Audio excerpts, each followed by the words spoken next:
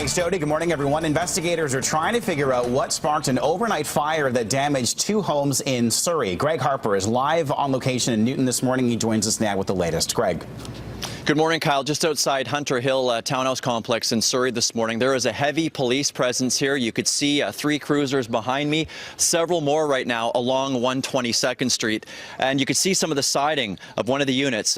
It's hanging from there. There was a fire here at around 3:30 this morning, and this is what it looked like. This is actually footage shot by a young resident on his cell phone. As you can see flames shooting out the side of one of the windows. According to the Surrey Fire Department, the fire started in a vacant unit. It spread to the unit right next to it. There was a couple young residents who actually tried to put the flames out before firefighters arrived on scene. Well, my first idea was to stop the fires from spreading to other houses. So me and my buddy Jamal, we took fire hoses and we started, dousing the fire as much as we could. Now, behind me here on 122nd Street is a trail. You could see there's a number of Mounties behind us right now investigating. Police tape is up. Again, Surrey Fire Department doesn't know what started this fire, where it exactly started. Fortunately here, no one was injured. Kyle?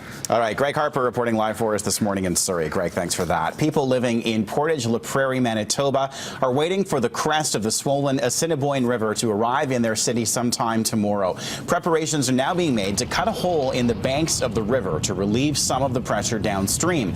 Another crest is being predicted in Brandon in the coming days. Still, hundreds of homeowners have been told to be ready to pack up and leave at a moment's notice. Toronto and much of southwestern Ontario remains under a special weather statement today. This was the scene in downtown Toronto this morning as lightning dazzled the sky high above the CN Tower. More thunderstorms are expected in the region. Strong winds and heavy rain are also being predicted.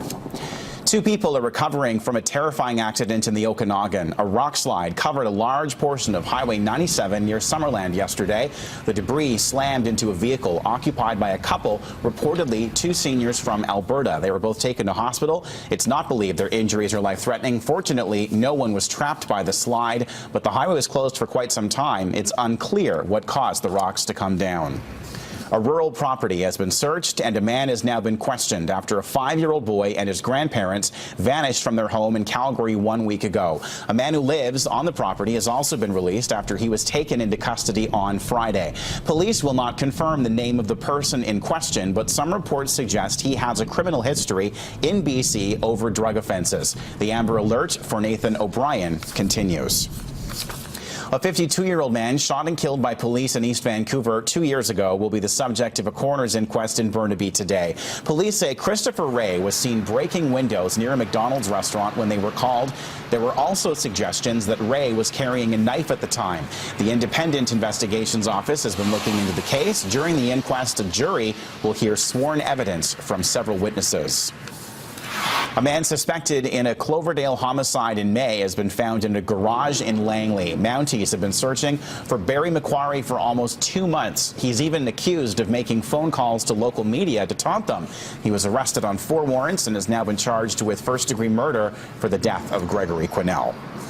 Washington State has issued its first retail marijuana licenses in middle-of-the-night emails. Officials say the first 2 dozen stores were notified early this morning, so they'd have a couple extra hours to get cannabis on their shelves before opening their doors on Tuesday morning. Back in November of 2012, Washington and Colorado voted to legalize marijuana for adults over 21 and to create state-licensed systems for growing, selling, and taxing pot. Prices are expected to reach $25 a gram. That's largely due to the short supply of legally produced pot in the state. That's your news to 7:06 with your morning sports. Over to Jody.